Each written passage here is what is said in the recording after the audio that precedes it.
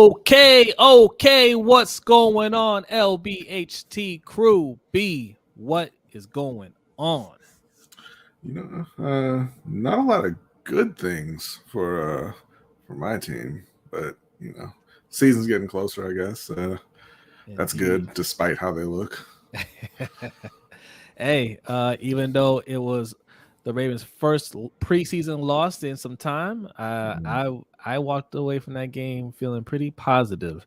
I like what I saw out there. I know some people are bummed out about the streak ending, and you guys can see in the title, we're going to ask the question: does preseason matter? Because even though I was working a lot today, I got to check Twitter a little bit. Today. And yesterday, and I saw there was a little debate. There's definitely some Washington fans that had a lot to say. They had some feelings about that game, right? Ravens fans too. So we're going to discuss: is it a big deal? Does preseason matter? That's the question, and that's the question for Panthers fans too, because like he said, he's not feeling too good about what he's seeing right now. Does it matter? All right, but let's give a shout out to the chat. Who's in here? Marcus Payne is first. What's going on? Thanks for coming through. Marcus? Bazel, you were so close. You were so close. Bazel blaming the technology instead of just like he don't know what time the show starts. Right. My man Brian over there on Facebook. Salute, brother. I appreciate you coming through. Yes, indeed. Yeah, he said no notification, and I'm the damn. Listen, I can't. We don't control the notification. All right. I mean, that's YouTube. Send it up to YouTube. I don't know what to tell you. Shug said he's second. You're third, Shug. You're third. Bazel didn't say second. You know how it works. Hey, Shug said he's third again. Mr. J's in that house says another Wednesday closer to the NFL, college football, and NBA. Also, another show from you guys. Salute to you, Mr. J. What's up, Jay? Appreciate you. Who else we got in here? Malik B. What's going on? Salute. Yes, indeed. Our guy Just Aloes in the house says, "What's up, LBHT crew? I hope everyone is doing well this week. Hey, I hope you're doing well as well. In fact, it is Wednesday. Happy Wednesday. Hope your week is going well. But if not, hopefully it gets better starting right now. We are streaming live on YouTube, Facebook, and Twitter. Also, we put this on the audio form. So if you listen to the audio podcast, this is Thursday. It's coming out around lunchtime, so we hope you're enjoying your lunch break. All right, and make sure you give us a 5-star review if you're enjoying the content. Yes. All right, and also share with your friends. If you know anybody that's looking for a good audio podcast to listen to, suggest us. Okay. And honestly, I'm going to expand on that. Even if you're not enjoying the content, go ahead and drop that 5-star review. And even if you are just talking to strangers and you don't have any friends who are into sports, give them the link anyway. There you go. We got a guy, C Iron Attic, in the house. What's going on? Says Big Trust. Yes, indeed. Yolanda, salute Yolanda. Salute. Says good evening, everyone. Good evening to you, Yolanda. Our guy, Raven Ron, in the house. Says, what up, LBHT? Wide receiver room, probably number 10 short this week. Yeah, okay. Oh, yeah. We're going to talk about it. Yeah. And he says preseason don't matter. Okay. All right. Well, we got Julian in the house. What's going on? We got Marco G in the house. Says, what's up, fellas? Congrats to the Commanders for winning the preseason Super Bowl. I see the shade there. I know. Hilarious shade considering y'all have won it the last 5 years. Hey, it was, that's why you say congrats, okay? Our brother OTR Mike from Open Mic with OTR Mike. Listen. I know Mikey has been working nonstop, okay? That's why he has not abandoned the show, okay? He has barely any time to even think, literally, all right? He's probably at work right now, to be honest, all right? But the show will be back soon. Trust me. It's almost over. Okay. He's like at the end of the tunnel, and he's got some dope content in store for you guys. So if you haven't subscribed to Mikey, okay, Open Mic with OTR Mike, please do so right now. All right. Go over there, subscribe, and check out the backlog. Okay, because he's got some good episodes out there right now. All right. We've got our guy Garnett in the house. What's going on, Garnett? Salute. Thanks for coming through. Got our brother Hendo in the house. Says, hey.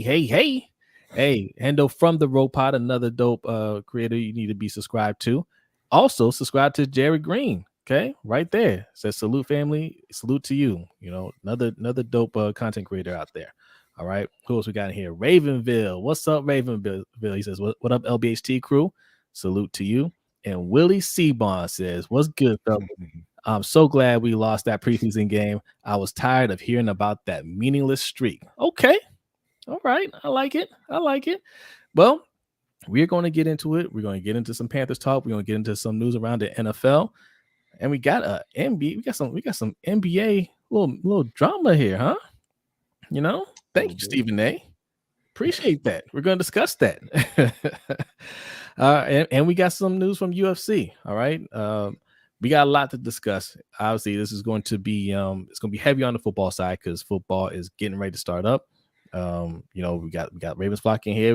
Listen, don't sleep on Panthers Nation. Okay, they come in here. They quietly sit in the background, just listening to B and hearing his opinions. Mine too, because they try to jump on me, even though I'm right. Okay, we're both right. All right, but we're gonna get into it. But first, we like to start every show with the Black History Fact, and B has a Black History Fact for you. Yeah, and I think that most of us probably know who Booker T. Washington is, right? And he was a famous favorite wrestler.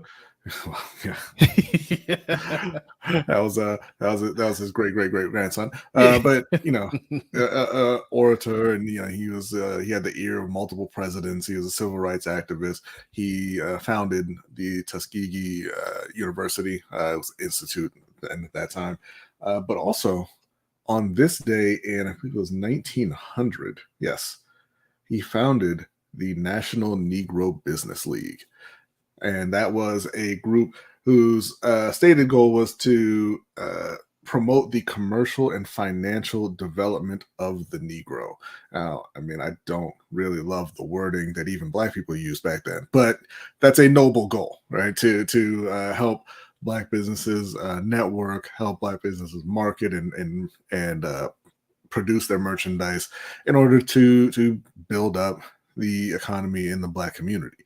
The National Business or National Negro Business League is actually still around today. In the 60s, they changed the name just to the National Business League, but it is still incorporated in DC. And they actually they just announced or are getting ready to announce an initiative starting this year to digitize 1 million Black businesses by 2028. Digitize meaning get a million Black-owned businesses, essentially online, on websites, being able to reach out to customers through the internet, and just basically modernizing up to 1 million Black businesses to, help them essentially come into the 21st century, reach new customers, and grow their businesses. And we have, again, Booker T. Washington to thank for that, who started this movement all the way back in 1900, 123 years ago, trying to further the Black cause in this country. Salute. I want to add another little fun fact, because I just found this out yesterday. Mm-hmm. So we all know who Jackie Robinson is, right? Mm-hmm. But did you know he had an older brother who was also an athlete? Did you know this? I did not. I did not know this. Matthew Mac Robinson. He was a track star. He was actually a track superstar. The reason we don't know his name is because of Jesse Owens. He came in second. And they say he actually broke the 200-meter record. But he came in second to Jesse Owens in the 1936 Summer Olympics. Every time now. Your phone loves Black. Your phone loves my Black History Fact. But I mean, he obviously he was a great athlete. Just fell a little short and man, literally like I think like 0.04 seconds, something like that.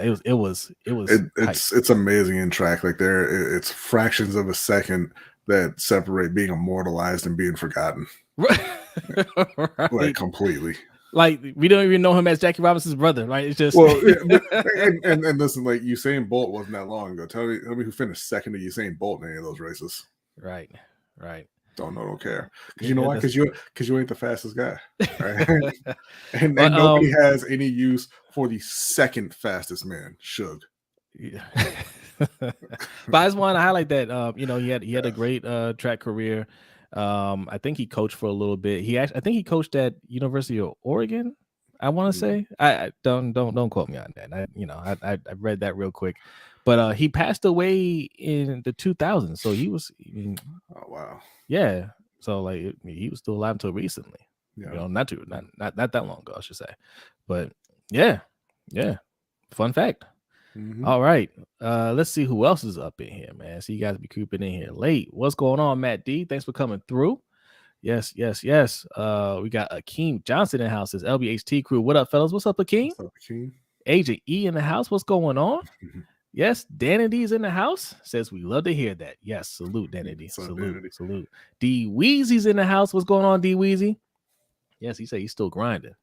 Yes. And that alarm, they had some comments about that alarm. Whatever. Yeah, okay. All right. They said you should do something about that. What's up, Jeremy? Jeremy Miller's in the house. Thanks for coming through. Let me tell you something. Okay. Let me tell you something about Jeremy Miller. Jeremy Miller, if you need to figure out how to get your points this month without spending any money, because it doesn't cost anything to watch the show, it doesn't cost anything to win prizes on the show. Okay.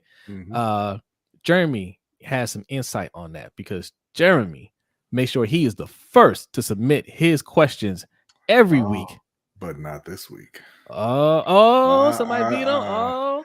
So some people were catching on. They're catching on. Okay, but he gets his points in every week. But listen, we give away two prizes every month. Okay, one to the person with the most points, and I know you guys, Ferris tries to intimidate you guys. Okay, but I'll have you guys know Ferris has only won once.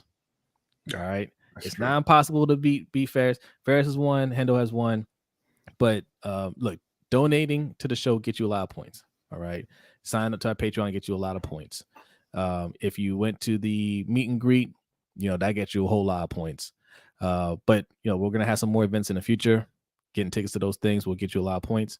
But an easy way, without donating or anything, to get points is to sign up to our newsletter. Just go over to LBHTShow.com, put in your email address, and sign up for our newsletter, and just let us know. Hey, send us a message or whatever. Hey, sign up for it. You get 1,000 points right there. All you need is 1,000 points for our second prize, right? The first prize is the person that wins the most points gets a prize. The second prize enters you into our drawing. You get 1,000 points. You enter our drawing, and we give away some good prizes. We gave away Amazon gift card and the gift card is typically going to be a $25 Amazon gift card for that drawing. The prizes so far, we kind of let the people pick. Ferris got himself a Giants bucket hat because New York fans have poor judgment. Hendo got himself a digital copy of God of War Ragnarok, which he is playing Marcus, every day. Marcus signed up. Throwing it in my face. Thank you very much, Marcus. All right, we're gonna add your points, Marcus. Appreciate you. But yeah. Mikey's looking at his points right now. He realizing maybe I'm working a little too much, and maybe I need to participate a little bit more. Also, just being in the chat, watching the show, that gets you points. Even if you just, you don't really like to participate that much, but you love watching the content all the way through, that will get you points. Yes. If you do love the chat, that gets you even more points. There's all kinds of ways to get points. All right. So we're encouraging you guys to be active. All right. And Marcus, you are now officially in this month's drawing. There you go.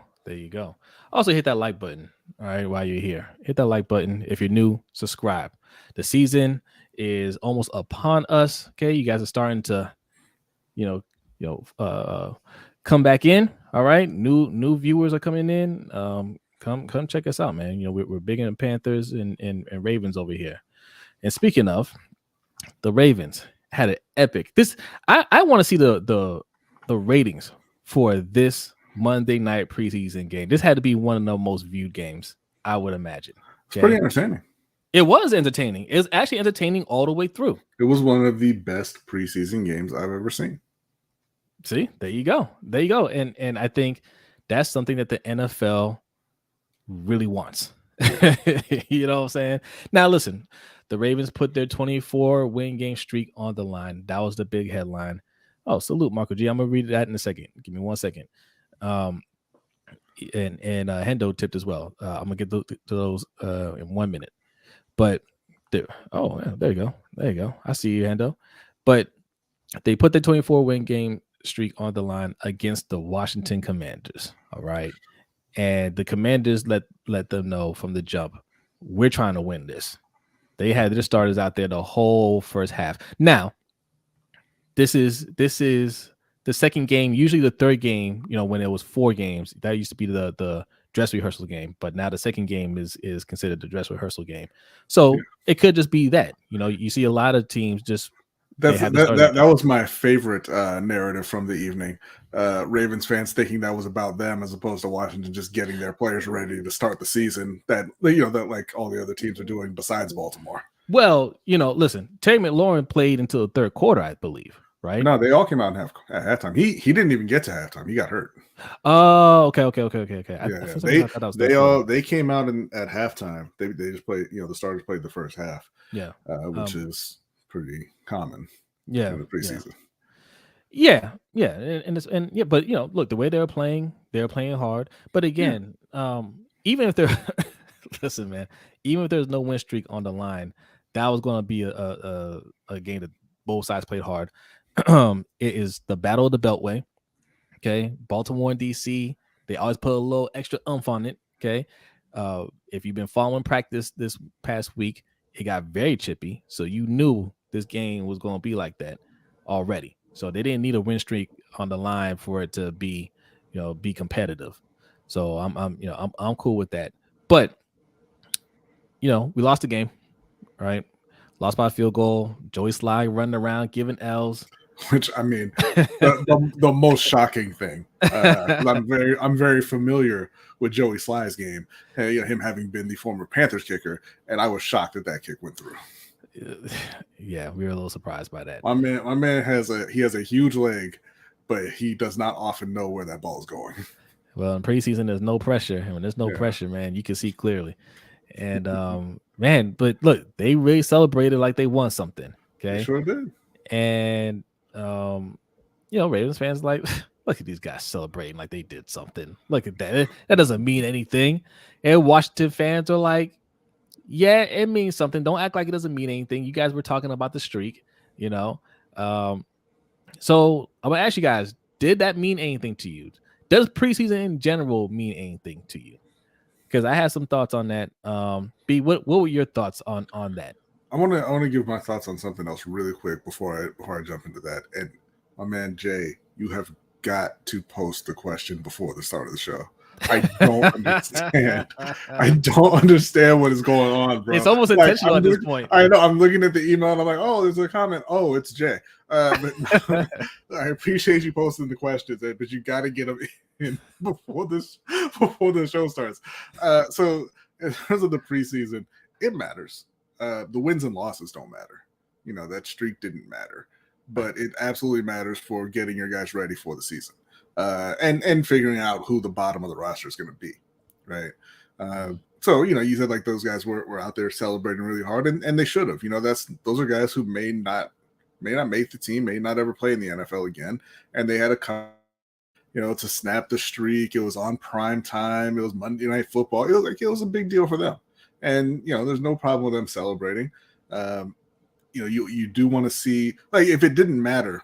I know I don't want to hear from Ravens fans that it doesn't matter with the talk of Vokalek and how he might be taking Charlie Kohler's spot, and oh my God, he's so good. You wouldn't know that if it weren't for preseason, right? You have to see the guys get out there and compete in real games against other teams and see how they respond. So it matters for that. The wins and losses do not matter because you're not playing. Even when your starters do play, like Washington starters, they played the first half and then they're not playing anymore, right? It's like 2 or 3 different teams playing throughout the course of that one game. So it doesn't matter who wins at the end, but it absolutely matters for the individual performances. All right, we got a few donations in here. Let me get through these. Let me start with Marco G. Salute to Marco G. Appreciate that. He says, I think preseason doesn't matter record-wise and to most fans, but I think it matters to coaches and players from a roster depth standpoint and players who are fighting for an NFL career. Agreed.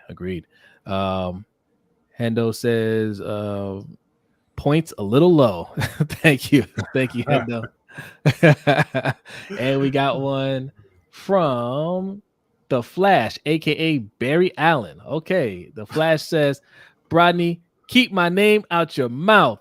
I You didn't can say your keep your name. Kansas boy. Wow. Hit dogs hollering in here. I didn't say nothing about you, Barry. but I will say this. Took you a long ass time to type that response, didn't it? Salute. Ridiculous. Yeah, I'm with you, Bean. Like record wise, it doesn't matter. Like it's a nice fun fact to have, right? Yeah, 24 wins, even those preseason, it doesn't mean anything. All right, you know your guys are playing hard, you're playing to win, right? And it doesn't mean a whole lot. It means a tiny bit. It means a tiny bit more when you're playing Washington, right? So that's where I'm with Washington fans, where they're like, don't act like it doesn't matter, right? But Washington fans, don't fall for the trap. Don't fall for the trap. Hold on, I'm gonna tell you what the trap is in a second. I'm gonna read this from Bazel. Appreciate you, Bazel, for the donation. Says some commies didn't realize we didn't play starters. That's true. That's why I was impressed with that game. Is we had our second and third strings out there playing their starters, right? And on offense, their starters don't suck. So I was impressed overall with what I saw. Not obviously it wasn't perfect, but overall I like what we saw. But again, it's preseason. Like it wasn't like they're out there. Even the first team wasn't out there, trying to light it up. Like they weren't running their best game plan. But they're going out there getting some work in. So overall, I like the game. But listen, Washington fans, there's a bug in my face. Washington fans, don't fall for the trap. Do not fall for the trap. Okay, you're accurate when you say that Ravens fans did care about that. Because listen, even preseason, I don't want to lose to the Commanders. Me, Mikey, OTR Quan, OTR Brandon, we went to the game. Was it last year? That was last year when J.K. Dobbins hurt himself. Yeah. And even in a preseason where we were just having fun, we won the game, and we were walking back to our car. We were talking to another Commanders fan. I wanted to slap that boy. They talk so much trash, but that's just what it is, man. Like that's just what it is. Washington, DC and Baltimore, that's the rivalry around here. It's the battle of the Beltway. It doesn't mean a whole lot, but you feel a little better when it's them. And when Washington gets to beat us, even in preseason, it feels a little bit better. But you can't go overboard with it, because when you go overboard with it, like I see on Twitter, and you're trying to troll and you're talking all this trash, that's when you fall for the trap. That's when you took the bait. And that's when people can say, you won your Super Bowl, right? That's what they do the whole. See, that's Washington win the Super Bowl. They care. They care about a preseason game. Look at them, right? You can't do that. You gotta poke a little fun. You gotta poke a little, like, yeah, didn't mean anything, but we did break a streak a little bit, right? You do that little thing, but you just dove right in, fell for it again. Now everybody's looking at you like, same old Washington. Look who's here, B. It's our friend Will G. What's going on? Let's clap it up for Will G. Hey, I'm glad to see you doing all right, man. We talked to your guy, the mailman. Yeah. The mailman, right? He's we sent our best wishes with the mailman. He said you'll get up with us. He said, "Sup guys, checked in with Coach earlier. Sorry I haven't been around past month and a half. Had a bit of a health scare. Hey, listen, man, we're glad you're doing okay. It's all good. It's all good, man. No sorry necessary, man. Not at all. We're glad to see you here, man. Just hey, when you're here, you're here. You know what I'm saying? So, and we're happy to see you here. All right. Yes, but that's all, man. Like, look, I'm glad that was on the line with that team, right? The only thing I wish is that we play them more in the regular season. That would be a huge rivalry. Terrible job scheduling the regular season. They do an awful job. Yeah. Just it's just bad. Yeah. Like you and people talk about, like, hey, you've got let's just say Tom Brady and Aaron Rodgers in opposite conferences, and I guess we just won't ever get to see them play each other. Yeah. Right, because the NFL won't schedule it.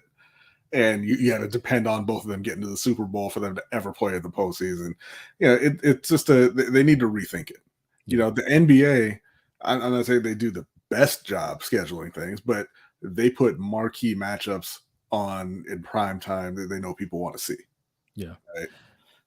Hey, Will G, listen, you don't have to apologize for anything. Look, the meet and greet was great. We wish you could have been there. We're going to have more in the future.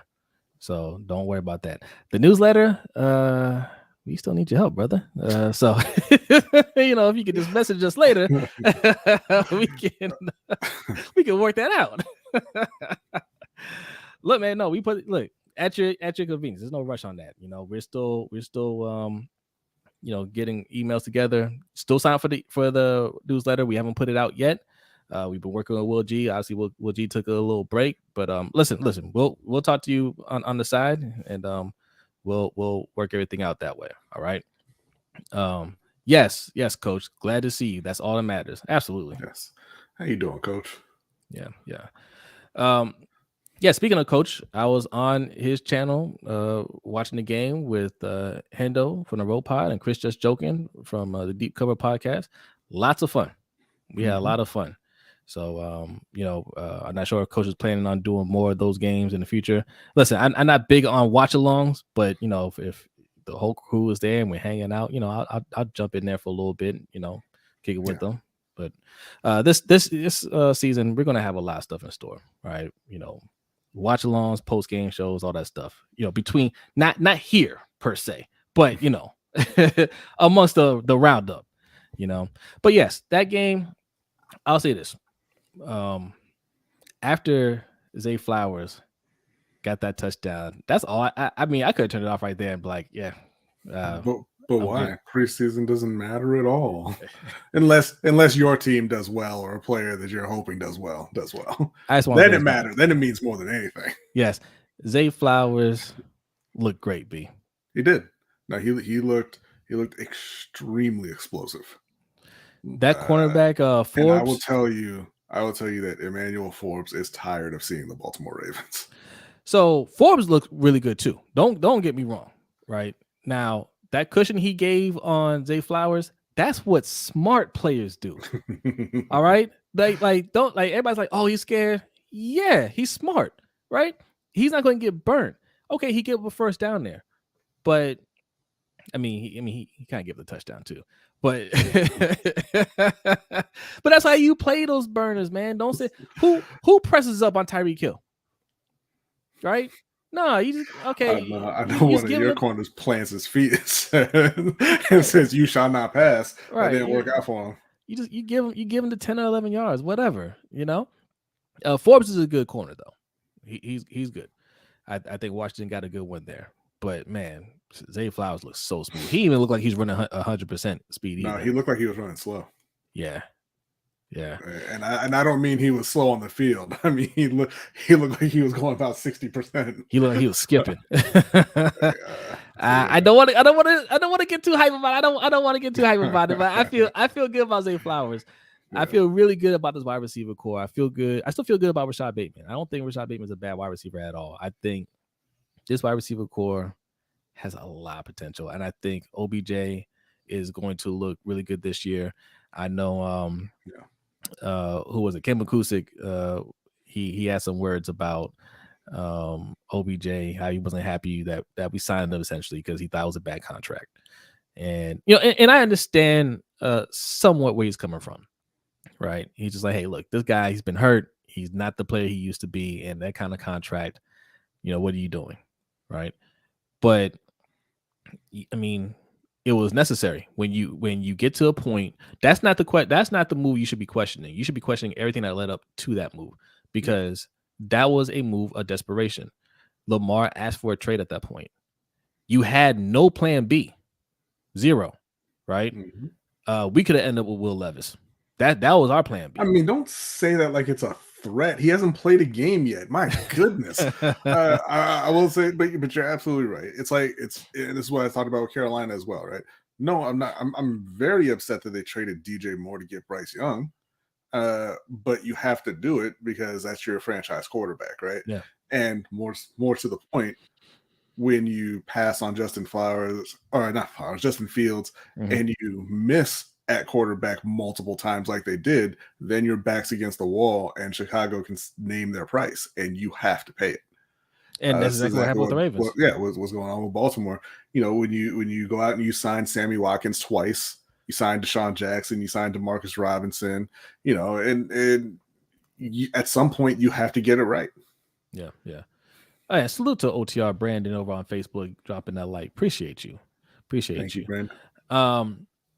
Yeah, no, that's exactly what happened. He said, "Hey, I want Odell and I want D-Hop," and Odell was the easier move, right? He was just sitting out there, and yes, he was in a position where he could say, "Yeah, I want more money because you desperately need me right now, and you gotta pay it." So that's not even anything I think about.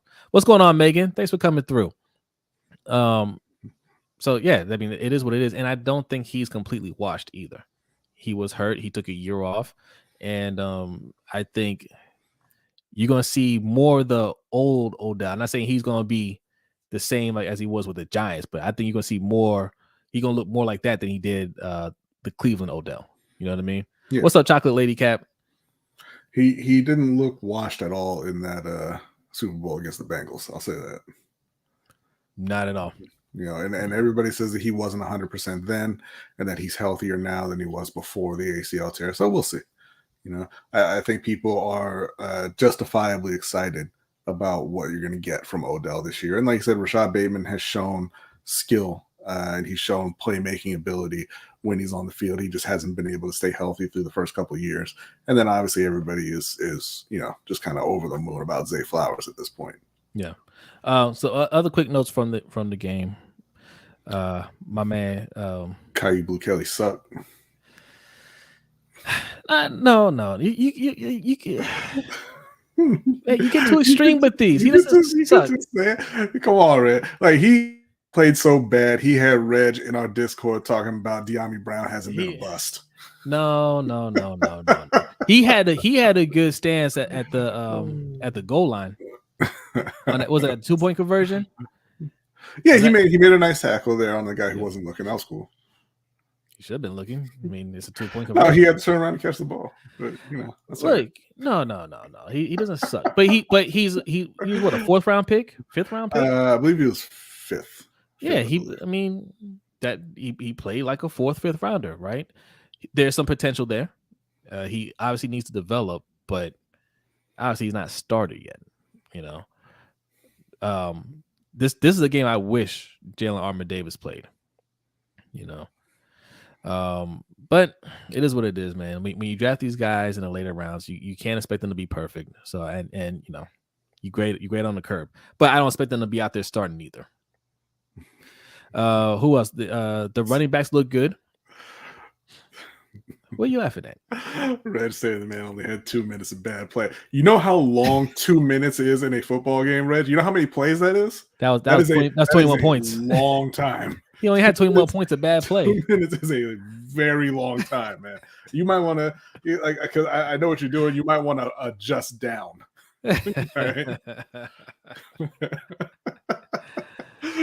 Justice Hill looked good. Keaton Mitchell looked good. Yeah. Like all in all, man, I thought both sides look good, especially for playing like their non-starters.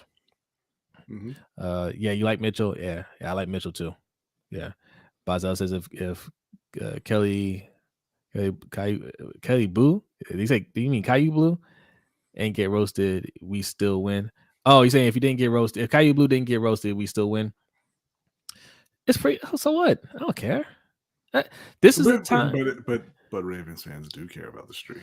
This is the time to see what you guys, what they have, right? Let them man up. Let them go out there and play and see what they can do. And I saw people criticizing the D coordinator on that last drive for doing the Wink Martindale thing and bringing the all-out blitz and leaving those corners on an island. And I'm like, why would you criticize that? You need to see who can play. Marlon Humphrey, probably won't be there week 1. Rocky Sin came back to practice today, so hopefully he'll be all right for the start of the season. But you need to see who you can have on the field. You have to see what they can do. Yeah, I had no problems with the play call. I had no problems. Nah. And for the most part, they played well. And I'll say this for the Commanders, man. I like what I saw from them too. Mhm. I think they have a lot of firepower on our offense, man. They do. And for Bieniemy to be out there, they look like. Let me tell you something. They look like they're executing a lot better than they did in the past, right? I know. Yeah. Again, I know it's just preseason, but all that talk of Bieniemy being too hard on them, they needed that. Yeah. And I think that's going to pay dividends in the regular season. Watch out for the Commanders. All right, it's time to move on. We don't care about no Ravens Commanders game. All right, because we get to talk about how terrible the Panthers looked against the New York Football Giants. How bad they look, B? They look pretty bad. And I'm not talking about the second and third team. Obviously they put up some points. It was a close game. Blah blah blah. Don't care.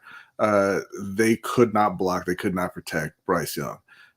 You could say it was a little better than the Jets game. That's fine. And I think, and I said this on Steel Conspiracy with Suge last night.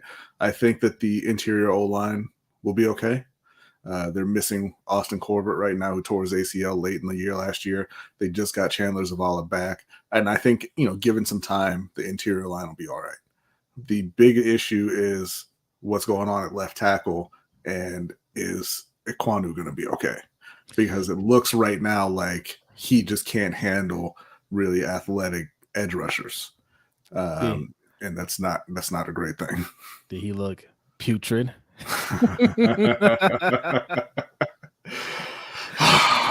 I'm not gonna throw the P word at him. I'm gonna say that, and like I said, this is on Steel Conspiracy as well. I think that some of it has been miscommunication. That's been obvious, and maybe he's just thinking too much, and it's jamming him up.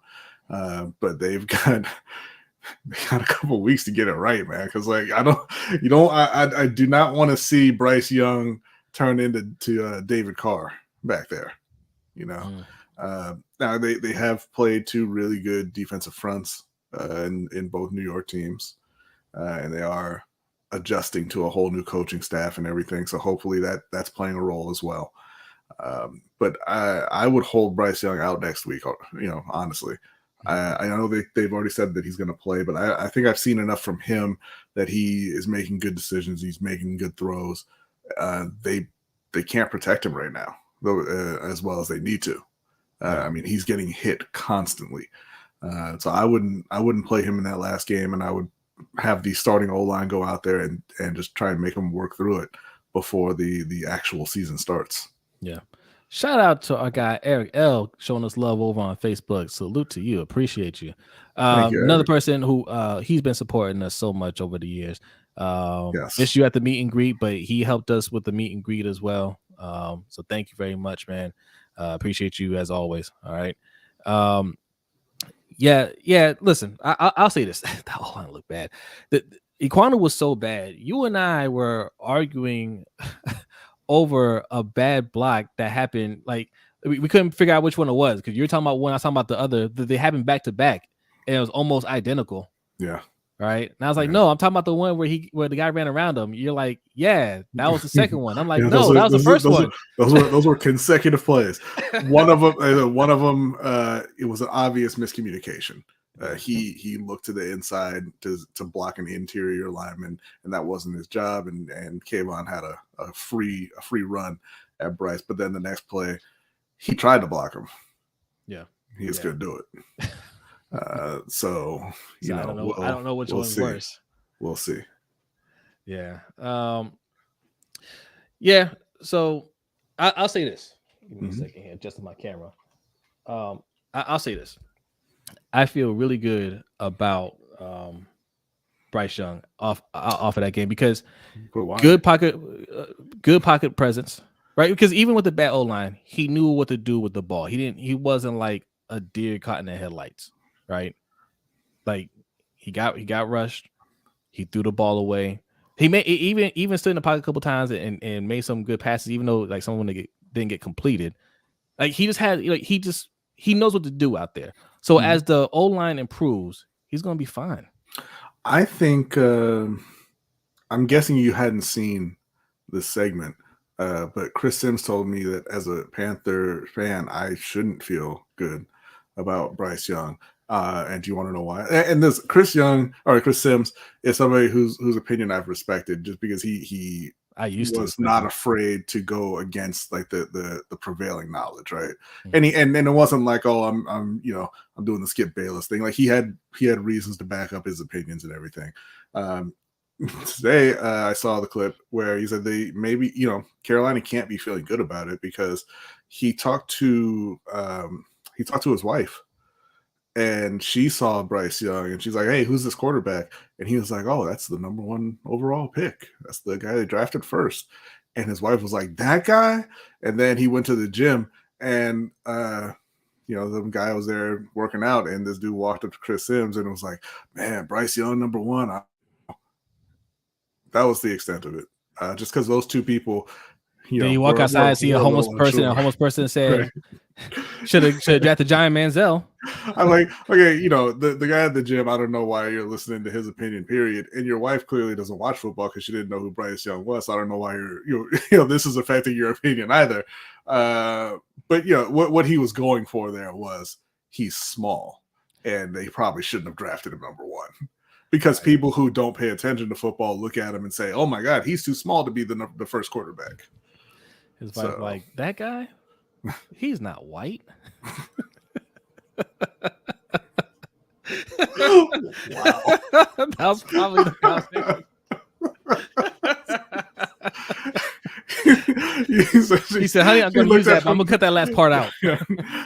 He said she looked at him and was like, "Are you sure that's not the tailback?" He looks like a third down receiver to me. A scat bag, if you will. Yeah. Yeah. Done looking dude? No. Oh, and shout out. Let me get a special shout out to Warbone. He came through. What's up, Says the Panthers better run the ball for Young. Yeah, they need to run the ball. Warbone, man, he showed up. He's a Cowboys fan. Salute to you. Thanks for coming through. All are welcome here. We talk a lot of Ravens and Panthers on this show, but look, there's Giants fans in the chat, Steelers fans in the chat, or Steelers fan / Ravens fan in the chat.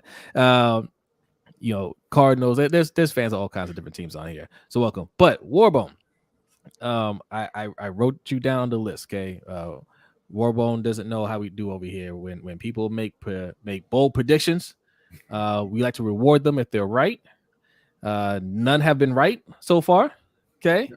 So Warbone said, did I write down the stats? Where did I write? Oh, for Dak? For Dak, yes. He said that he was going to have, 4,400 yards, I believe. I have it here. Warbone, 42 touchdowns. 9 interceptions, 4,500 yards passing. All right, that's the prediction that you made. Now I'm not trying to put you on the spot, Warbone. We're putting us on the spot to hold us accountable. So these things happen, right? We owe Warbone something from our shop. Okay, and in fact, Warbone, you can go check it out. LBHTShow.com/shop. All right, take a look at our merch.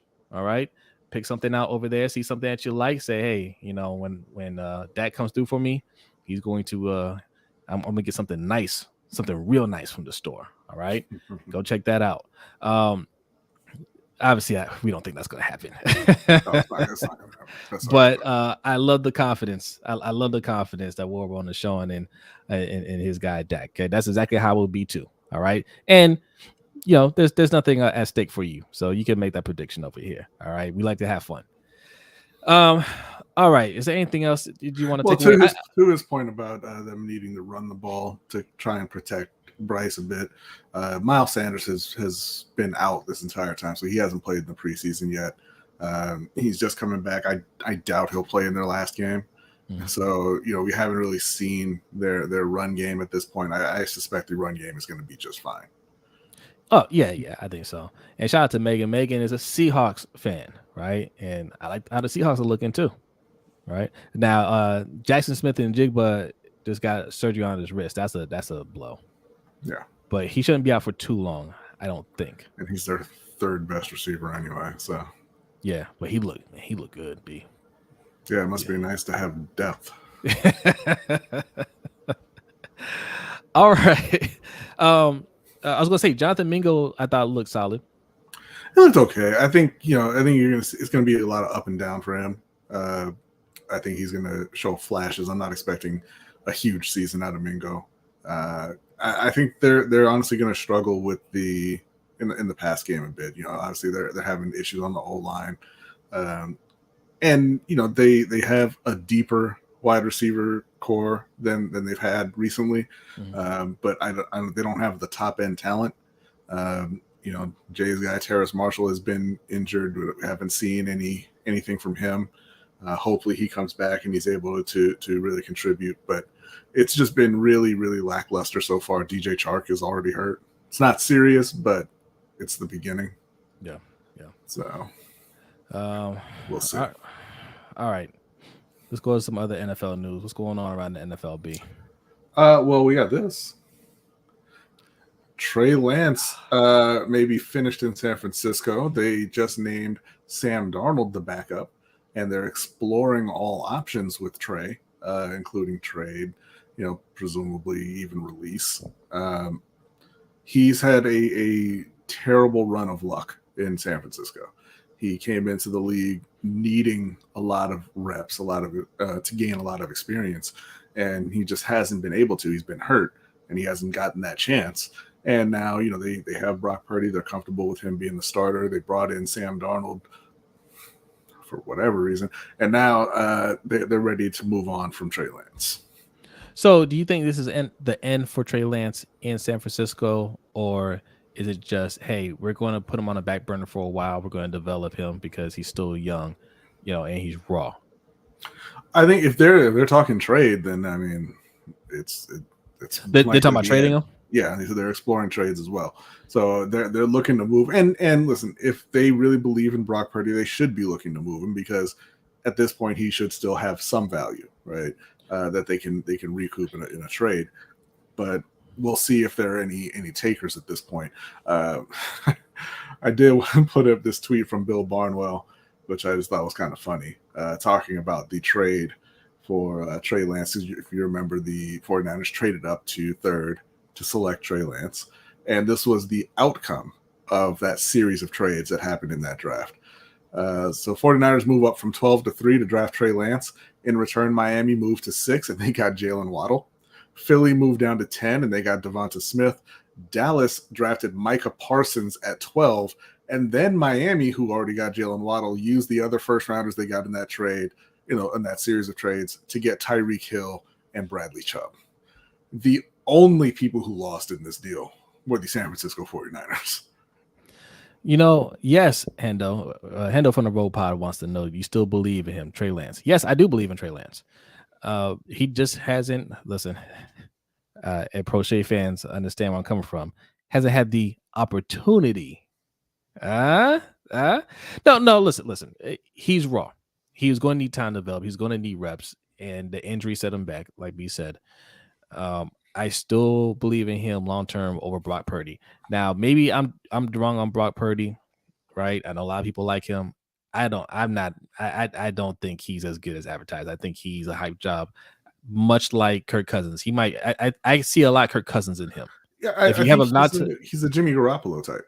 Right? Like, yeah, he's not messing it up for you, but he's not going to win it for you either.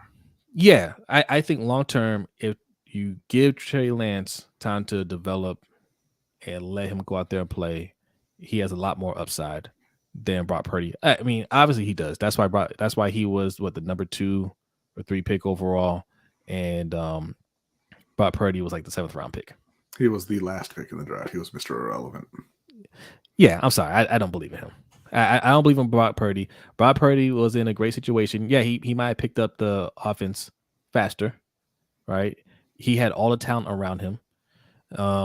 But give Trey Lance a chance to pick it up, and he can just do more with those weapons. And I would have been okay with all this if the thought was, all right, Trey just isn't ready yet. Brock Purdy, we can go further with him right now, but Trey is our guy, right? But we're just going to let him develop. Is it just like what Kansas City did with Pat Mahomes, right? Pat Mahomes sat his first year, No. right? Like Pat Mahomes, look, obviously he didn't need to say his first year.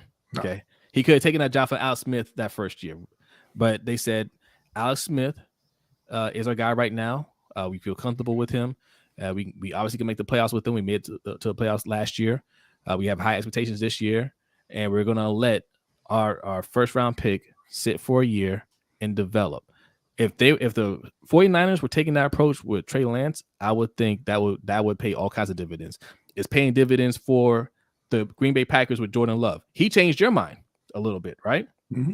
Like you didn't really think he looked awful coming into the league. Yeah. I see Jay in the chat saying some would say this dumb, referencing a conversation we had in the Discord. The difference here, Jay, is that no one is saying go make Trey Lance your starter and bet everything on Trey Lance. They're saying that he may still be able to develop into that. Nobody's saying, hey man, we need to go and replace Bryce Young with Trey Lance because he's going to be the guy. But no. Yeah, no. So listen, Brock Purdy, you went far with them, the 49ers, they went far with them in the playoffs. So I can understand being comfortable going back to him, especially he's healthy apparently, and he looks good in camp, and he has a better command of the offense. I get it. Sam Darnold, again, somebody who's just more experienced, but obviously he's not particularly good, right? He's on his third team. So it's just more of a, hey, these guys are picking up the offense better, and that's important. Like you have to be able to pick up the offense. So I get that those two would be ahead of Trey Lance, but you invested a lot in Trey Lance. You supposedly did your homework on the guy, so I think it's just too soon to be like, all right, man, we're done with him. He just doesn't get it. Like, no, man, take a step back and let him develop, let him learn the offense, and then next year, or later on this year, let him go out there and try to command the offense. The thing, I think there's got to be a question of whether he can develop in San Francisco at this point. I mean, he's not going to be getting first or second team reps. First off, that just from a development standpoint, but there's also the mental part of it where his confidence there has to be shot, and the players on that team can't have any confidence in him. Yeah. So I think that at this point, if you are going with Brock Purdy and you're naming Sam Darnold the backup, you've got to move on from him. Yeah. He's not going to be able to come back in that environment most likely and be anything, because it would take a train wreck for Brock Purdy for them to move away from Brock next season. Yeah. Right, like he's just going to be the presumed starter at this point. So I think it will be best for him if they're able to get a trade done and send him somewhere else where he can have a fresh start.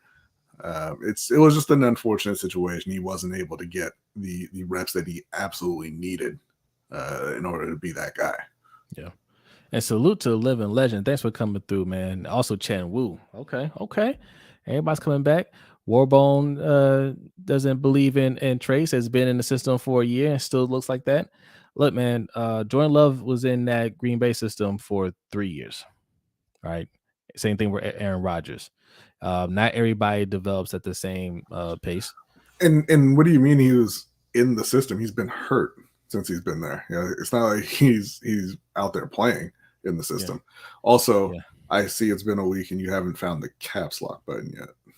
Yeah. You don't need to be all aggressive over here.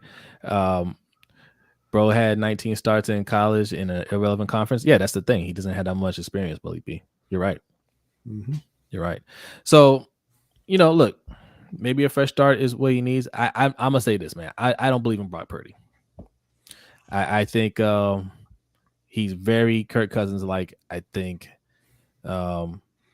as the seasons go on, he gets exposed a little bit more. You're gonna see him look very average, right? Yeah, I think so. I think that there's gonna come a point this season where they are probably looking to turn to Sam Darnold, and that's not going to be a great alternative either.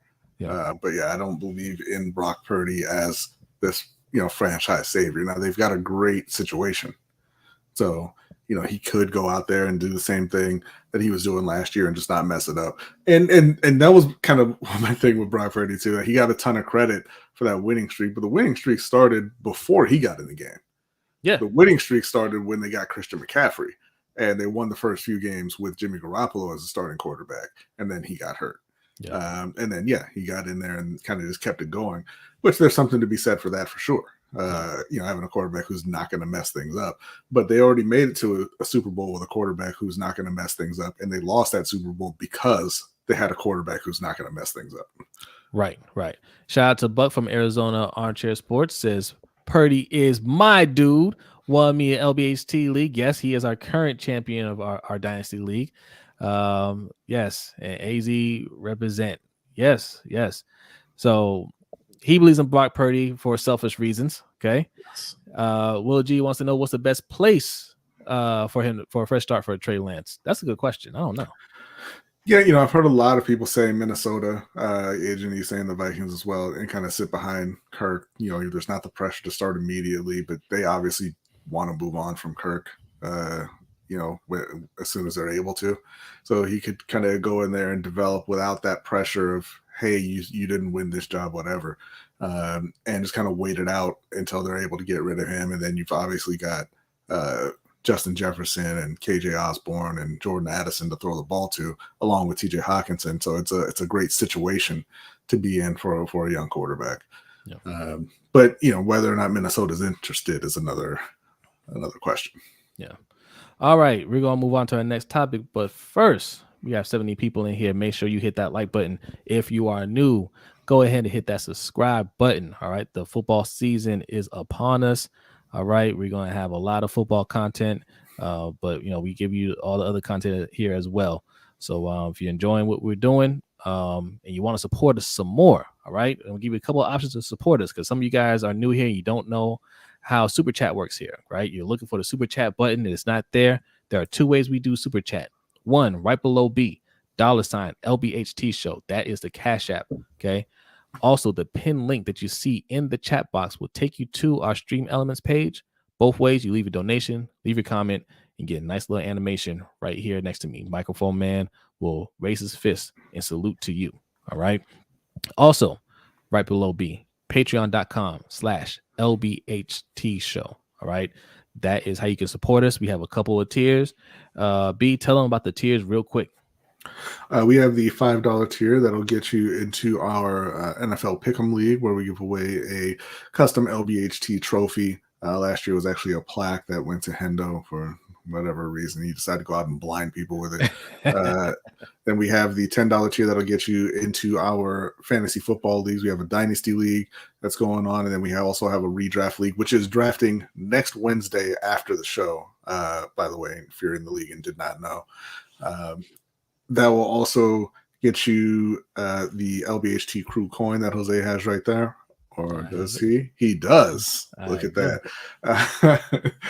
And then we have the $20 tier, which is a combined tier for this show. The Dynasty League, do you want me to show the belt, the championship belt? Yes, the championship belt. I forgot.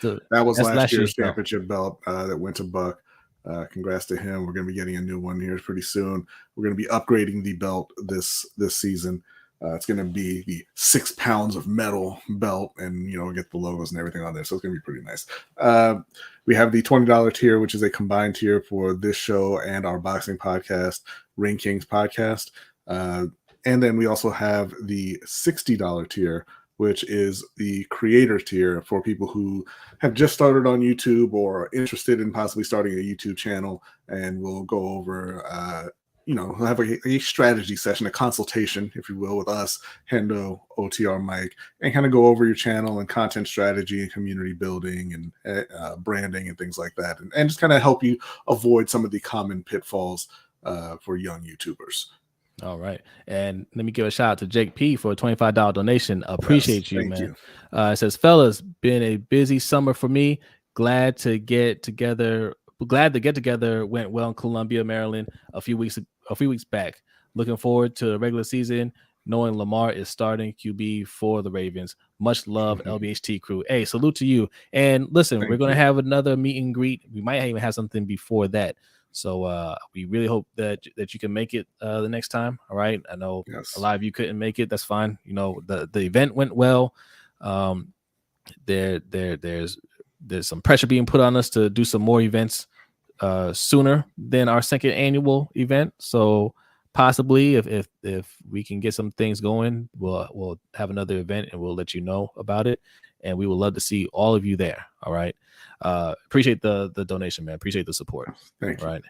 And like I mentioned earlier, LBHTShow.com/shop is where you can get the merch. All right. If you like what we're wearing right here, you can find that on the store right there. All right. You just go to LBHTShow.com. That's where you can go to sign up for the newsletter. All right. Also, you'll find on the homepage some familiar faces. You'll find Open Mic with OTR Mike. You'll find the highlights, okay, with our guy Ferris. You'll find Deep Cover Podcast featuring our guys Carrie, Michael, and Chris Just Joking that does the Ravens Roundup with us every Monday. Speaking of Ravens Roundup, Sip to Tally Films is where you guys all need to be subscribed. That's where you can find me and B along with Coach, Hendo, Mikey, Chris. All right. The whole crew is there on Monday nights at 9 p.m. Eastern time. And speaking of Hendo, go over to his channel, The Row Pod, and hit the subscribe button over there. Also, our guy, Suge Knight 323. He just did, if you guys are into movies, particularly Marvel, Star Wars, things of that nature, video games, go over there and subscribe. Him and our guy, Jada6, did a review or doing a review tonight for Ahsoka. Yeah. For Ahsoka. All right. So go over there and hit subscribe. This is our crew here. This is our circle. All right. And you will often see me and B pop up on some of these channels. All right, discussing different things. And Ring Kings Podcast, that's the other channel that we do with our brother OTR Mike.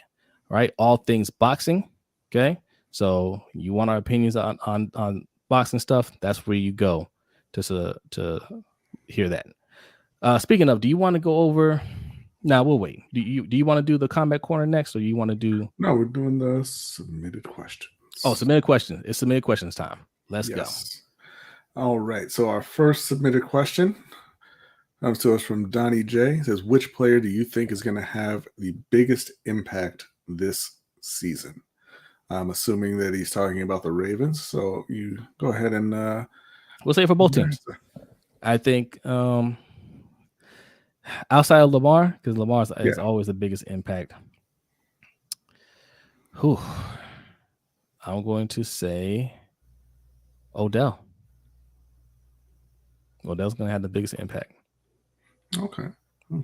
He may not have he may not even finish with the most receiving yards or anything, but I think he's going to have the biggest impact when he's out there. Right. No, I think you're probably right with that. I expect great things out of Odell this year. For Carolina, outside of Bryce Young, I'm probably going to say Miles Sanders.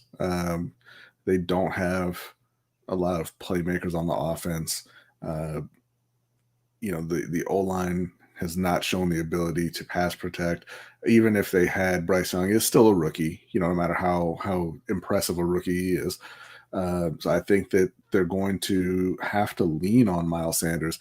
And he showed last year that he is a guy that you can lean on. He ran for over 1,200 yards. He's caught 50 passes in a season before, and I know they're going to go back to trying to use him more in the pass game. I think he's going to get a ton of work, and I think he's going to be really the bedrock of the offense for the Panthers. Yeah. Hey, Felipe, man, what's going on here, man? What's he's trying to get banned is what's going on. What's this? You love a Jabo. I hear you. He's not going to be anything that you're saying. But thanks for coming through, Felipe. Love as always.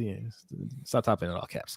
But on the defense side, I want to ignore the defense. I think Roquan is going to wreck.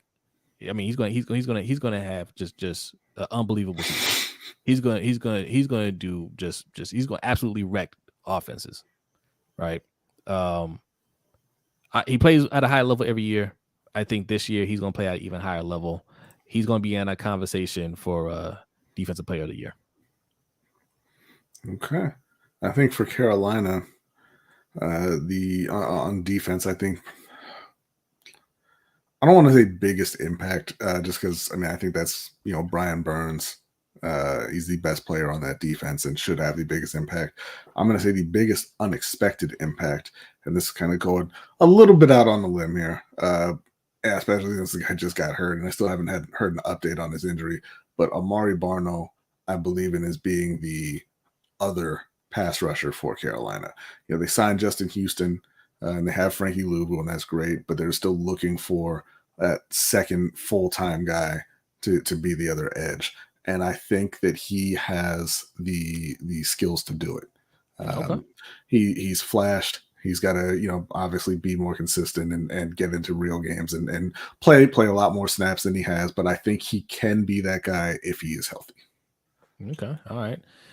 Felipe thinks David Ojabo is going to have the biggest impact. Agent E says Lamar. Will G says Zay Flowers. Okay. And Will G thinks Clowney, if used correctly and fresh, could be dangerous. I agree. Mm-hmm. Millie B believes in Jeremy Chin. Yes, I believe in Jeremy Chin as well. I was not always a Jeremy Chin believer. I hope there's a comeback season for him, but I don't know. Listen, I can admit I got it all the way wrong on Jeremy Chin. I didn't think he was going to be this good. Yeah. He's pretty good. I mean, he didn't have a great year last year, but I think he's the real deal. We'll see. He still struggles in coverage, and the problem is that he hasn't been making the plays that we saw him making in his rookie season. So he's got to get back to that. But he's still a good player, but he's not been that kind of next level guy that he looked like he was going to be as a rookie. Yeah. Living Legend says he needs to be more Hank McCoy, the beast, like in the game, but we will see. I hope he plays a beastly this year. Yeah, I agree. All right, next question. Question 2. This is question 1 again. No, I uploaded it twice. Great. Good job. Hey, so got Dave on. Run Dave on. Hashtag defund the defense still stands, but are we opposed to a Chase Young addition here in Baltimore? Hey, salute Davon. Salute. Of course I'm not opposed to Chase Young here, right?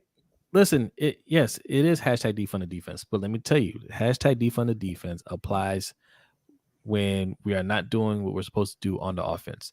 If we only have a certain amount of money, a finite amount of money to spend it on the offense first, make sure they're good. If you have money left over, you spend it on the defense, right? And right now, I would say the only thing that's a glaring need on offense is the left guard position, right? I mean, we would like to upgrade a right tackle position, but it's not the worst. But the left guard position, and listen, what's his name? Simpson isn't looking that bad. He might just be the answer. But the left guard position, we would like to see an upgraded move there. But outside of that, man, the offense looks fine. I had no problems with them building on defense. Now, Chase Young. Look, even though they use a first round pick on Owe, they use a second round pick on Ojabo. And my thing generally is you just gotta have to let them play. But if we have money and we're not spending it on anything, and we have a chance to get somebody like Chase Young, then all bets are off, man. I don't care if he was hurt. The man can flat out play. I think he would be a difference maker here. So yeah, go do it. You spent a first on Owe, a second on Ojabo, and a third on Tavius Robinson, and your top edge rushers are Tyus Bowser and Jadeveon Clowney. Tavius Robinson win the third? Yes. EDC he's does bad. it again. Here is our third submitted question. I get that uploaded now from Jade. Does it right? Who do you think will have the most interceptions on the Ravens this year? I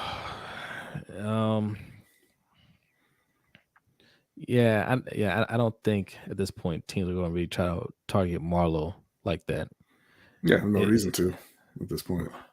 It's going to have to be He says Kyle Hamilton. I'm going to say Marcus Williams. Marcus Williams had a lot of interceptions before he got hurt last year. He's a ball hawk too. Mm-hmm. He's a ball hawk. And I think Marcus Williams and Kyle Hamilton are going to allow our corners to play a little bit more aggressive, right? And they can take more chances because if they get beat, especially Marcus Williams, he'll give you that cover up top. And I think they'll try to bait some of those overhead throws as well to set up some interceptions. I think Marcus Williams is going to lead our team. He might even lead the league in interceptions. Yeah, I think it's probably going to be Marcus Williams, mostly because he's going to be back there covering up for that second corner, who I expect to get beat pretty regularly. So he'll see a lot of there'll be a lot of opportunity coming his way. Yeah, I don't think that Kyle Hamilton is good enough in coverage to land on that list, but we'll see. Yeah, I'm going Marcus Williams. Okay, is that it?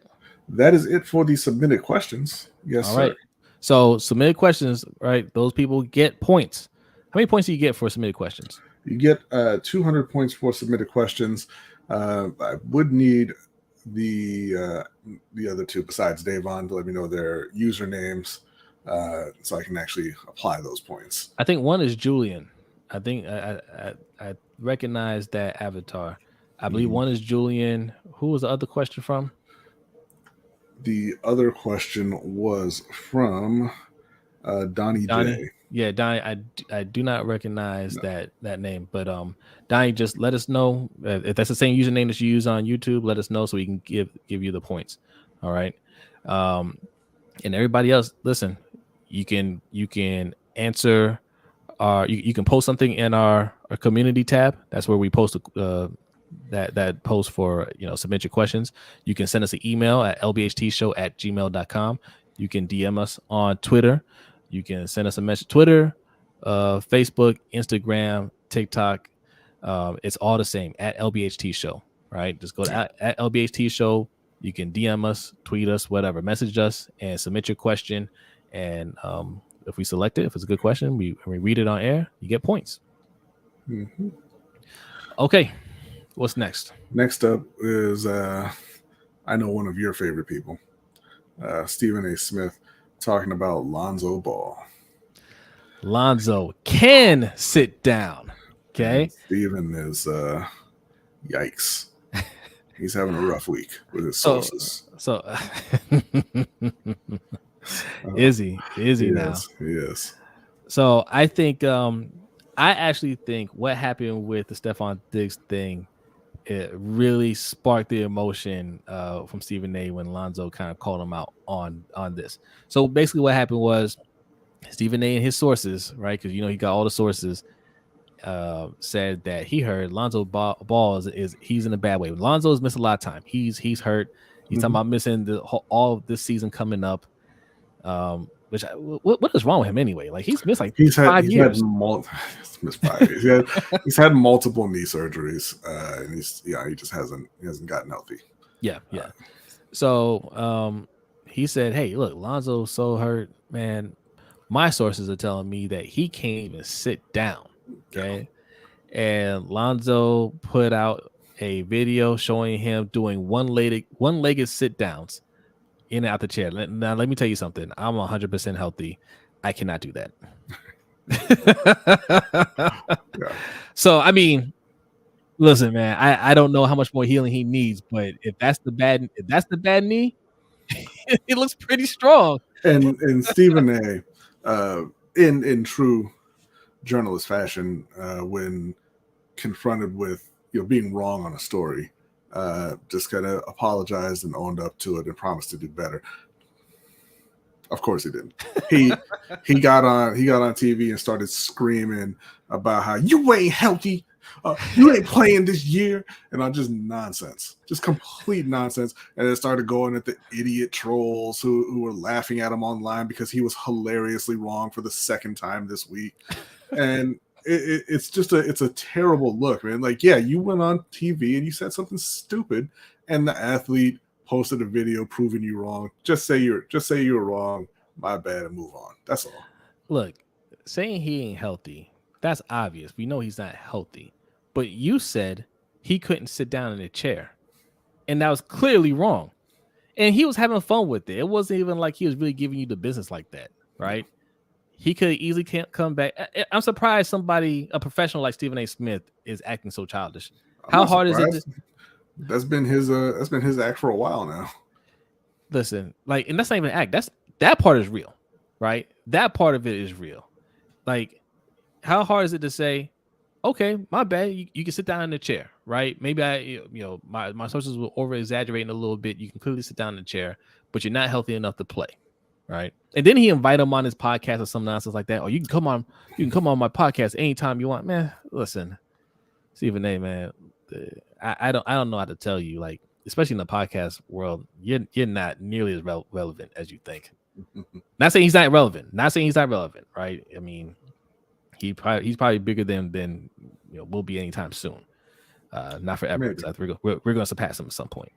But there are plenty of podcasts out there. Like, nobody needs to go on your podcast, and they're not missing out on not going on your podcast, right? So I'll go out on a limb and say Lonzo probably has his own. Like, somebody in the Ball family, maybe LeAngelo does. He ain't getting ready for the season. Yeah. So, all right, that was our basketball story, short and sweet. Now, we do have another basketball story that we're going to talk about in the overtime show. And what are we going to talk about? Oh, look at that money falling from the sky. You see James Harden there. You see Shannon Skip. You see Shannon there say, Skip, I got my bag, Skip.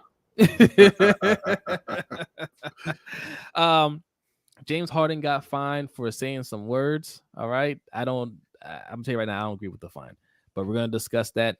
Shannon Sharp found a home for Club Shay Shay. That's just for his podcast, not the network he's going on, because the rumor is he's going to be teaming up with Stephen A on First Take.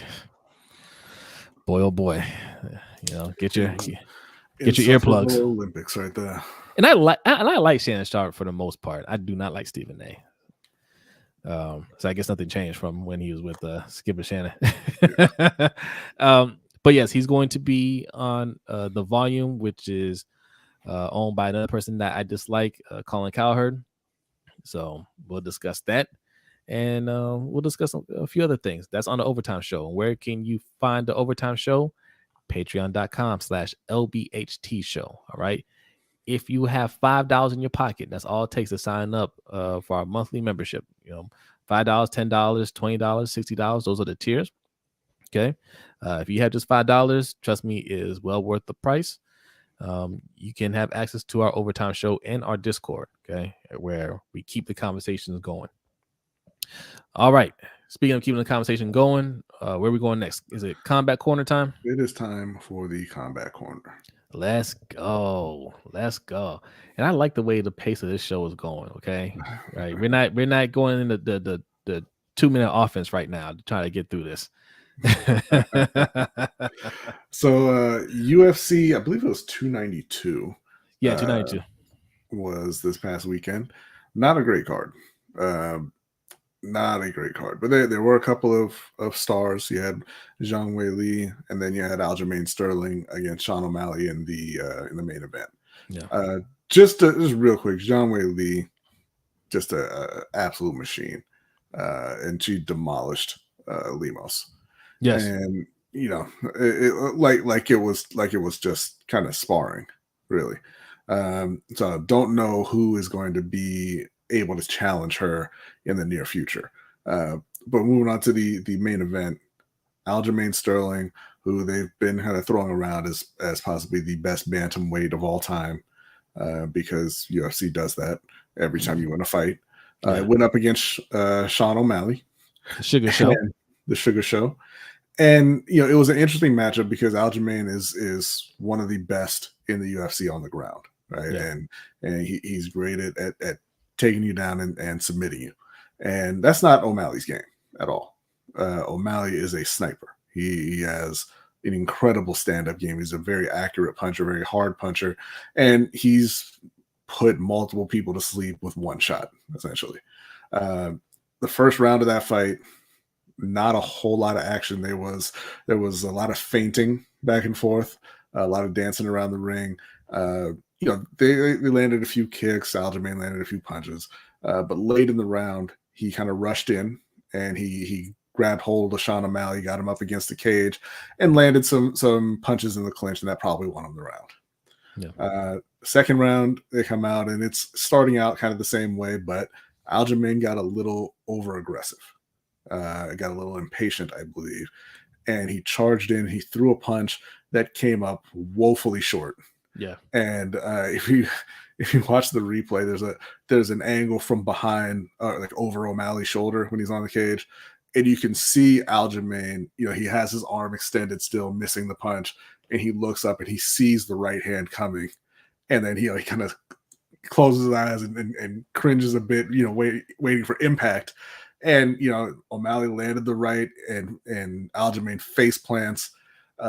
He rolls over. He's trying to defend himself, and then he kind of rolled over again, and the ref jumped in and stopped it. So he got the second round knockout, new champ Sean O'Malley. Yeah. And not you, Sterling. Aljamain Sterling said, "I heard my name." Is this the formal announcement of Old Man Gamers? No. Old Man Gamers is not back yet.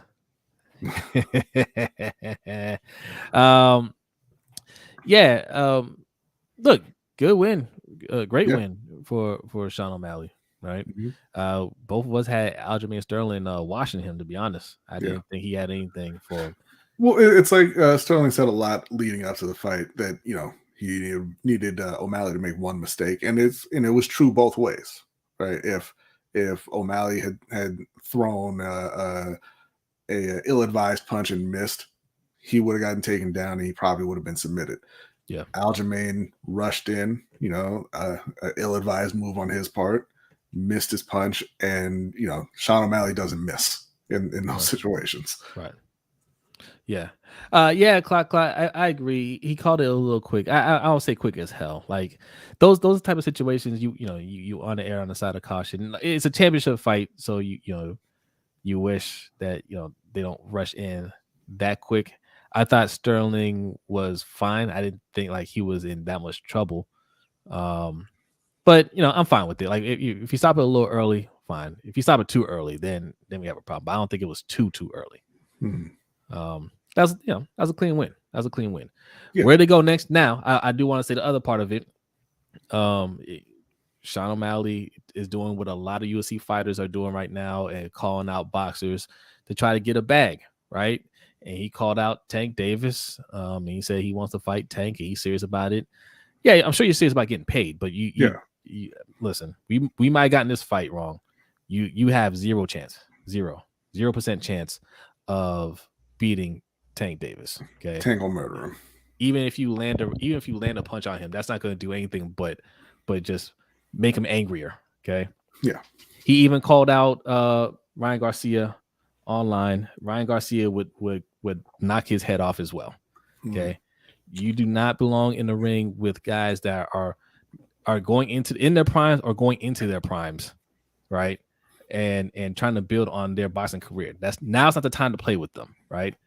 Go call out Floyd Mayweather. He's doing exhibition matches now. Okay, he'll run around the ring with you and spar with you and hold you upright, and don't embarrass you too much. That's the fight you want to make. Don't go out and try to fight these hungry young fighters that are trying to make a name for themselves.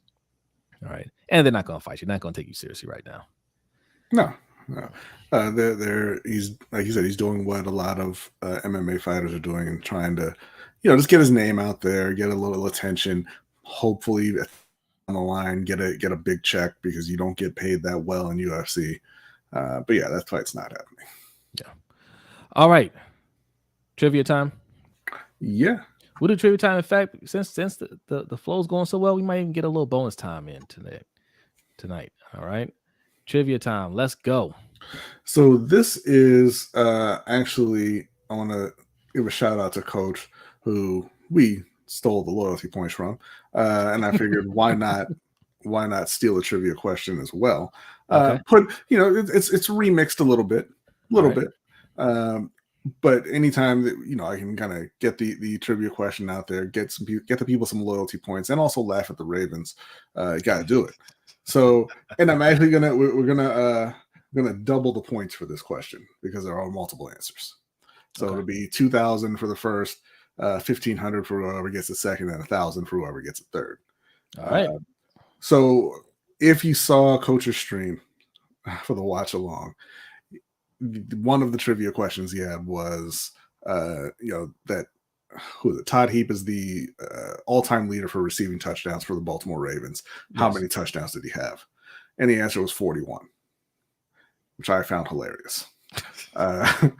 So my question is, the Carolina Panthers have 3 players who have more than 4 touchdowns for the Carolina Panthers. Who are they? Okay. 3. 3. Steve Smith is 1. Okay, I don't know why you're answering and not letting the people answer. Maybe they don't know that one. I don't know for sure. I'm just guessing, right? I'm guessing. You have to answer all 3. People are putting Steve Smith. Okay, but you gotta say all 3. Or wait, you gotta get all 3, or just you get all 3. That's why I'm doubling the points. You gotta get all 3. Steve Smith is 1. I have another name, but you don't want me to say it. I'll keep it to myself. Go ahead. You can say your names. Well, D-Weezy said 1. He said Olsen, and I'm gonna say Mushin Muhammad. Okay. Cool. So we'll wait for see if anybody gets it in the chat here. And no, nobody yet. Okay, so you guys are throwing out 1 names. You got to put out 3 names. 3 names. Newton. No. Receiving touchdowns, T-Weezy, not just total touchdowns. Receiving touchdowns. Yeah, listen. 3 names. You gotta get all 3 names. Smith, DJ Moore, and Muhammad. Nope. That's a good guess, though. It's a good guess. That's a good guess. And it says Steve Smith, Greg Olsen, Mushin Muhammad. You stole my answer. Yeah, well, he cheated off the wrong person because that is incorrect. And this is going back to the old Panthers fans. Okay. Right. Because I know that a lot of people knew the newer guys, but one of them is from way back. Really? Yeah. Oh. Yeah.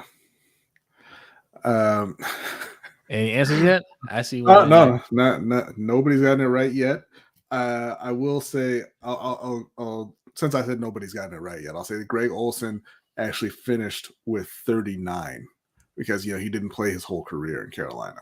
Yeah. He started out his first 3 or 4 years in Chicago. And then obviously towards the end, he had some years without Cam, and those aren't kind to you. So he finished just short of that Todd Heap number. It wasn't Jeremy Shockey, was it? No. No, okay. He wasn't there anywhere near long enough. Okay. Let's see. We have possibly one correct answer. Okay. All right. We'll give you a couple more seconds. Keep typing. Listen, don't listen to Agent E. You can Google it. Actually, no, I'm sorry. We don't have any correct answers. Oh, no correct answers. My bad. That's on me. That's on me. This one was too tough for them. It was too tough. It was. This is for points. If you don't know what these points go to, right?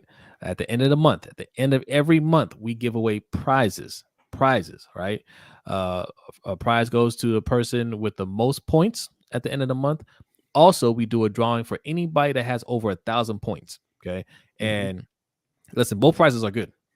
It's either going to be, it's going to be a bucket hat. Typically something team related, but we kind of let that person, whoever wins the loyalty points, have a say in what that prize is. The drawing is for a $25 Amazon gift card. There you go. Yes, Buck, receiving touchdowns, you guys. Nobody's gotten it yet. I'm so disappointed. No, we do have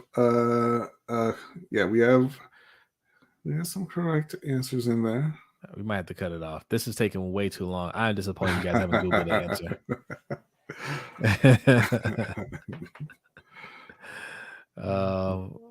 How many we got? 2? We got 2 correct answers there. All right, let's cut it off there. We got 2 answers. 2 answers. And the correct answer or answers: Steve Smith, Musha Muhammad, and Wesley Walls. Somebody said that. Yeah, that's what I said. I think somebody said that earlier. No, nobody said that earlier. They said they had Olsen and Walls. So close. Congratulations to D Weezy and Clot Clot. They both got it correct. Nice. So we'll update those points. Let's see. Agent E said y'all cheated. Agent E, you should have cheated too. You should have cheated, my friend.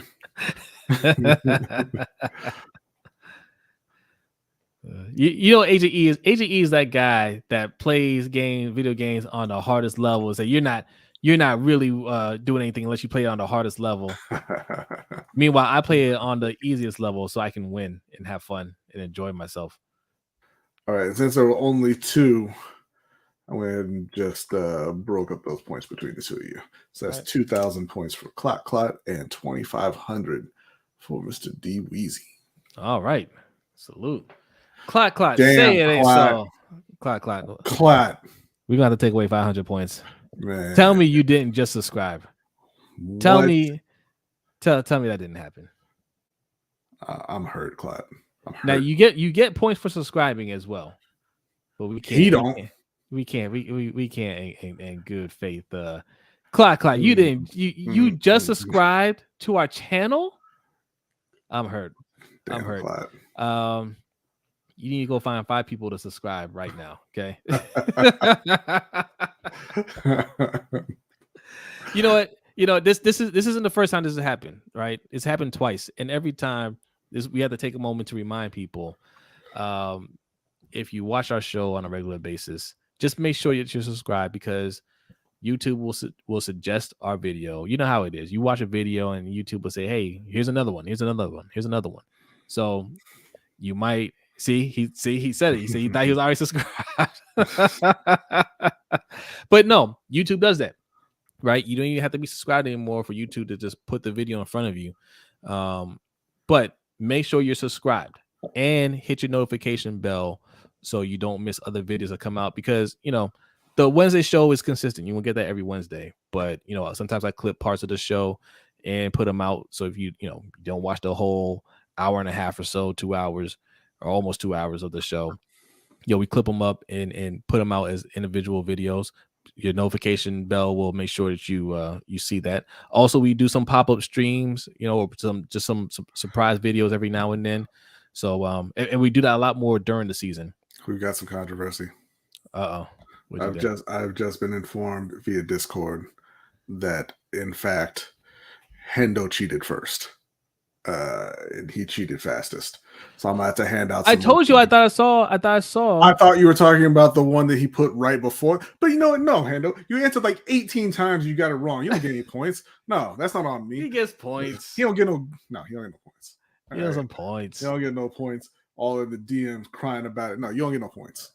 Yeah, just take a minute, everybody. Hit the subscribe button. All right. You got another question? No. That's it? Okay, that's it. It's one question a week. All right, bonus time. If you're still here watching, and there's still 40-some people in the chat, hey, salute to you guys. There's some people over at Facebook too. All right.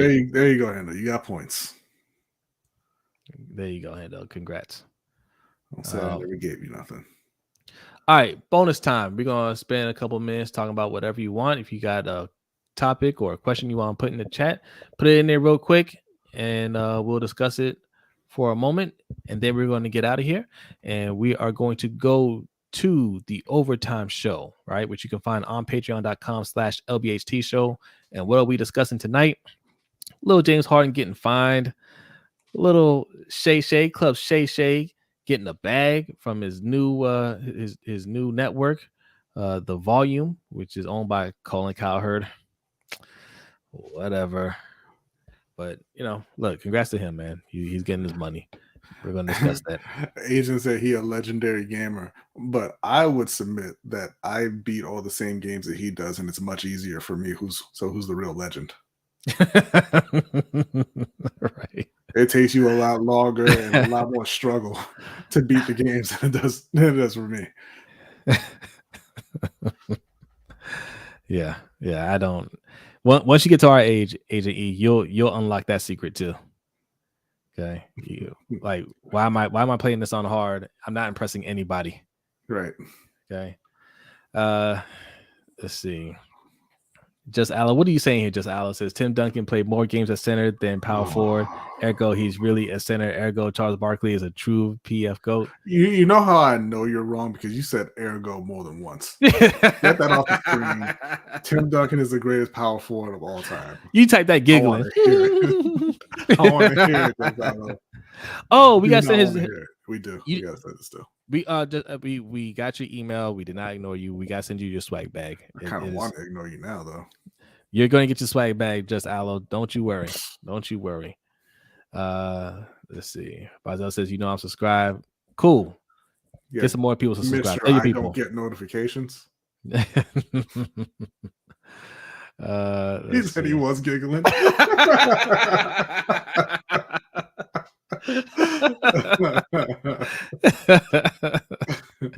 That is funny. All right, look, now a whole lot of comments in here. You guys just hanging out. That's cool. It's time to go.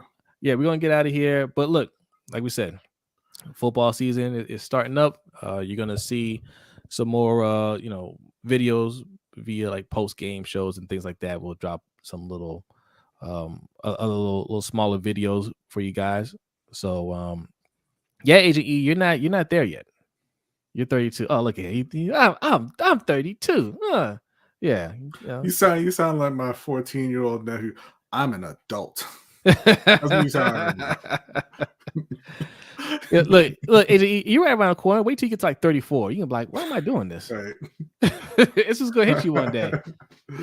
Like it's just the craziness just wore off all of a sudden. You're just like, hey, why am I playing on super hard? Like these guys are moving too fast. I'm getting upset for no reason. Like I can just put it on easy and just enjoy it. I broke 5 controllers this week. Right.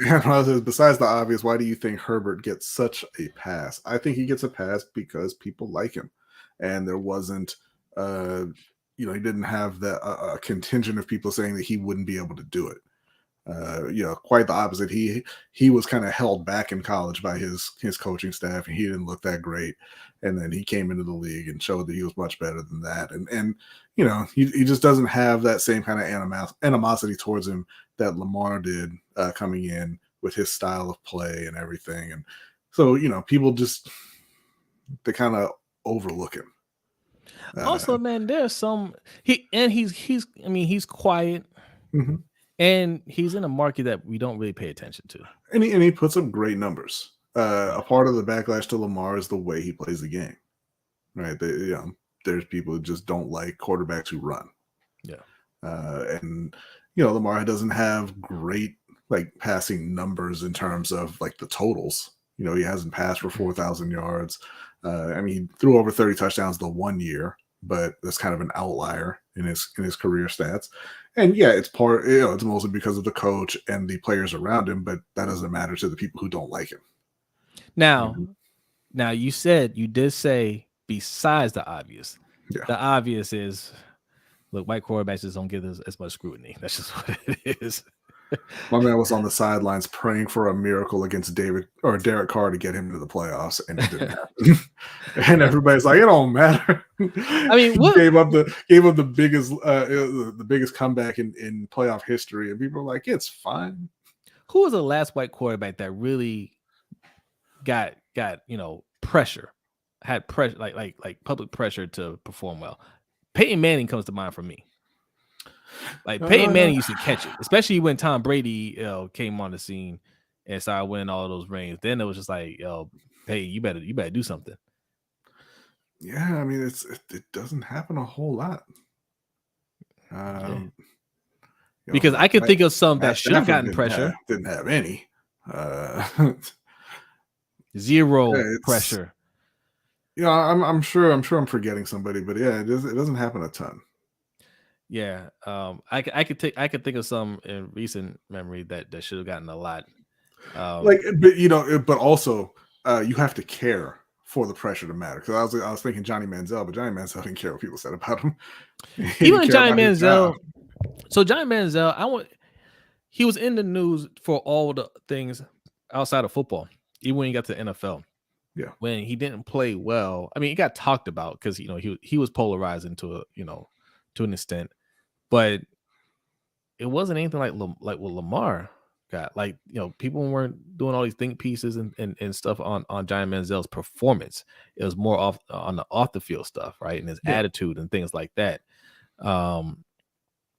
But that's the closest I can really think of in recent memory. Baker Mayfield, who just got named the starter in Tampa Bay. That's another one you don't hear too many people talking about. I mean, he was the number 1 overall pick, the same draft class as Lamar, and he's fallen all the way off. Now, and in his starting job for his third team, how often do you see that? Right. Like other quarterbacks fail in their first stop, and you don't ever hear from them again. Oh, Clock, I like this question. We're going to say this for the overtime show. Curry or Magic? Who is the greatest point guard of all time? I hate to do this to you, Clock. We're going. I will answer the question, but we're going to go into a deeper dive on the overtime show. All right. I'm saying it's still Magic. It's still Magic. And Ross says maybe Josh Allen after year 2. He gets some, and I think pressure will kind of turn up for him if they, keep, going out in early in the playoffs. But it's still not to the same level. It could possibly get there for him. Yeah, it could. Yeah. All right, let's end it here. We will discuss these things. Thank you for that question, Clock. We're going to discuss that more in the overtime show. Come join us if you have not signed up already. I know you got $5 in your pocket, man. I know. Yeah, but he wasn't the starter for the Rams. That's what I was saying. He's the starter for his third team, Baker. Oh yeah. All right. We are getting out of here. Thank you guys so much. One more week of preseason, and then the next game after that will be a regular season game. All right. And I think it's going to be a great year. It's going to be a great year. Jeremy says half of Steph's rings come from KD joining a 73-9 team. Magic had a lot of talent on his teams. I don't think that's the road you want to go down. You don't need to make that argument to argue for Magic. Yeah, you don't need to go there. But I think you will find any great player that you put up there had a lot of talent around him. Yeah, if somebody has multiple rings, they had a lot of help. Yeah. All right, we're getting out of here. B, are you ready? I'm ready. B is ready. Patrons, the overtime show will start in a couple minutes. Everybody else, if you're not signed up, sign up. Patreon.com/LBHT Show, right? $5 is all you need. 10 or 20 if you want to donate a little bit more. All right. But if not, it's all good. Thank you for coming through. Thank you for hanging out with us to the end. Still got 40 people in here. Hit that like button. Subscribe if you're new here. All right. We will see you guys in 1 week. All right. Yes. We're going to talk more about this, Jeremy, in the overtime show. So run over to the overtime show. All right, everybody. Have a great night. Be safe. Enjoy the rest of your week. Peace.